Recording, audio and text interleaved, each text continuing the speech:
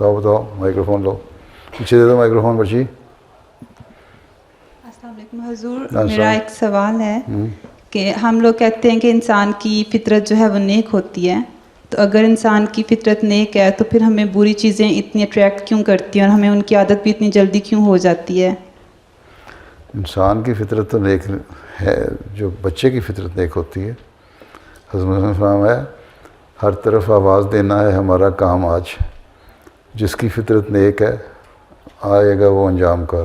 اس کا مطلب ساروں کی فطرت نیک نہیں ہوگی, ٹھیک ہے, جس کی فطرت نیک ہوگی وہ اچھائیوں کی طرف آئے گا, ٹھیک ہے. اور اس زمانے کی اچھائی مسیح موعود علیہ السلام کے ساتھ وابستہ ہے. حضرت صلی اللہ علیہ وسلم نے فرمایا کہ ہر بچہ جو ہے وہ نیک فطرت پیدا ہوتا ہے, اس کے بعد اس کا جو ماحول ہے, انوائرمنٹ ہے, اس کے ماں باپ ہیں, اس کو اپنی فطرت ان کی جو ہے وہ متاثر کرتا ہے. کوئی مجوسی بن جاتا ہے, کوئی عیسائی بن جاتا ہے, کوئی یہودی بن جاتا ہے, مسلمان بن جاتا ہے. اور مسلمان بھی بن کے اگر مولوی بن گیا تو وہ پھر فطرت نیک تو نہیں ہوگی, وہ تو لوگوں کو زہر سے بھی زیادہ زہریلا ہے. تو اس لیے بچہ نیک فطرت ہوتا ہے, ہر انسان نیک فطرت نہیں ہوتا. یہ کس نے کہا ہے تمہیں؟ میں نے یہ حدیث سے نیک فطرت, یہ حدیث یہ ہے کہ بچہ نیک فطرت پیدا بچہ نیک فطرت پیدا ہوتا ہے. ہاں, اس کی پھر اس کا انوائرمنٹ اس کو ماحول کو خراب کر دیتا ہے.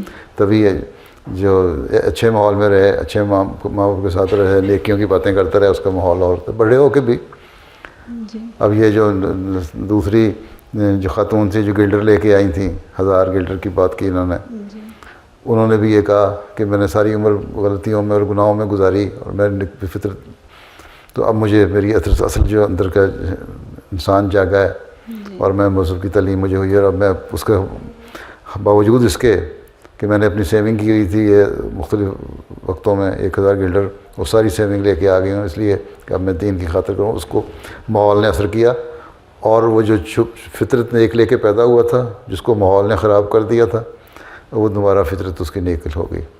اور جن کی فطرت ٹھیک ہو جائے گی وہ انجام کار آئیں گے, جن کی نہیں ہوگی وہ نہیں آئیں گے. ٹھیک ٹھیک ہے.